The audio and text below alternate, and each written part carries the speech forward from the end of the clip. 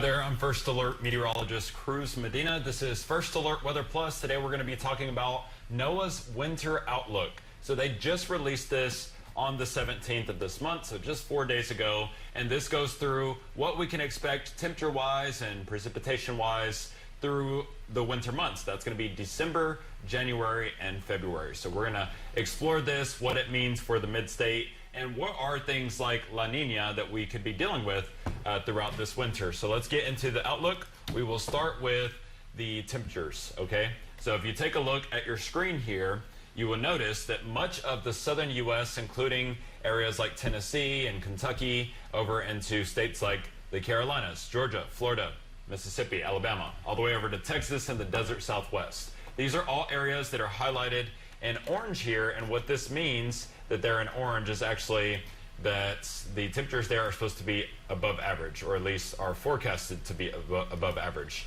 So take a good look here.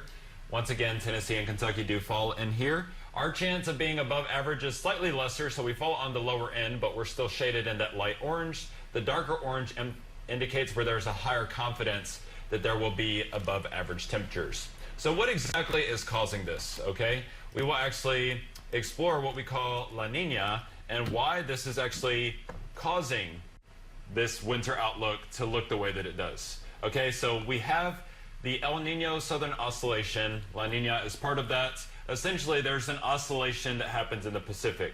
Some years the water is warmer along the Pacific equatorial region. Some years the water is colder there. And however that shakes out actually indicates where the jet stream is going to track. So is it going to be farther north or farther south? So as we go into these winter months, we are predicted to be in a La Nina pattern, but this one is going to be a weak La Nina. Okay, so in La Nina, normally the trade winds would be pushing warm waters toward the Pacific equatorial region. These are actually pushed off to the west during La Nina, and what that does is allows for colder air to come up to the surface in the Pacific equatorial region. Once again, this is going to impact how the jet stream tracks, okay? And this is actually how that looks. So we get wetter patterns that shape up generally in the northern U.S. And then for this particular graphic, this is generic, obviously. So in some La Nina winters, we could have wetter than normal conditions in areas like the Mid-South. This is actually going to be north this year. So that green blob that you see over Tennessee, think of this tracking to the north, and I'm going to show you what NOAA's winter outlook looks like just in a second. The gist here is that the jet stream is going to have a farther north track. Now, with the jet stream being farther to the north, this actually means that we're going to see the storm system stay up there as well. So most of the moisture, at least anything persistent moisture-wise, is going to be locked up there in those regions. So this is their outlook. Shows much above average precipitation for the Intermountain West, the Pacific Northwest, and then portions of the Midwest. So those areas are above average. Look what happens to us. We're actually forecast to be below average. So not only is it going to be warmer here, but drier. Now keep in mind, this is a weak La Nina. If we had a strong one, NOAA would be more confident in saying that these things are absolutely going to occur.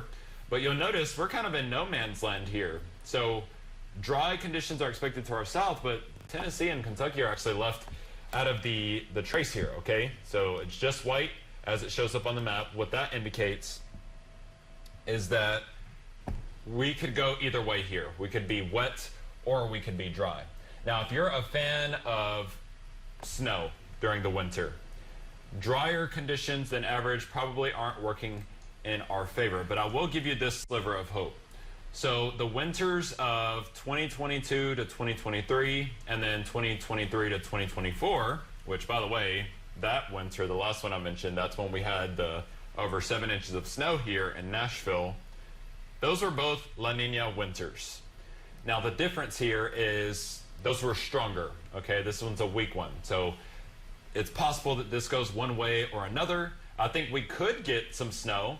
I think we could get some cold snaps. Both of those seasons that I just mentioned also had very cold snaps. So the one of 2022 to 2023, it was a flash freeze. It came literally in the span of hours, and that's what killed so many trees and shrubs and plants here in Middle Tennessee. Now this one that we had in January, this was a week of below freezing temperatures and 7+ inches of snowfall that turned everything into ice. So both of these winters, even though they were La Nina and predicted to be above average, they ended above average, okay? So when you average those 3 months together, December, January, February, the average temperature would be above average.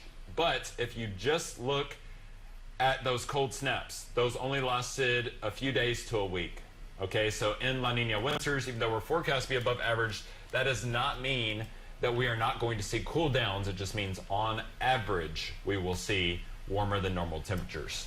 Here are some of the snow stats over the past few years. So even earlier this year, that winter season 2023-2024, 7.6 inches of snow is what we had here in Nashville.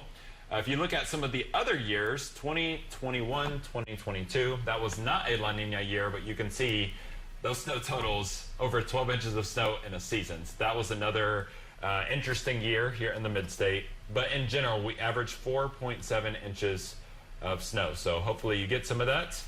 Here's a breakdown of the meteorological season. So we're about to enter meteorological winter as we go past Thanksgiving. So December, January, February. And what I mean by meteorological winter is we actually keep track of the seasons in threes. We don't really use the astronomical seasons, if you will, like what you would see on the calendar.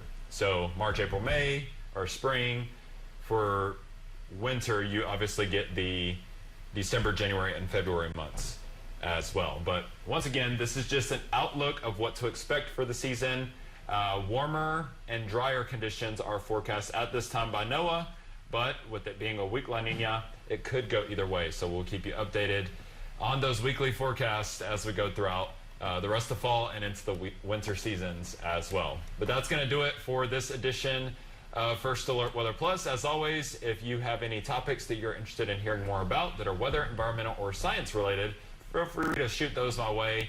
You can reach me via email, or you can reach out to me on social media as well. Have a great day, and I'll see you next time.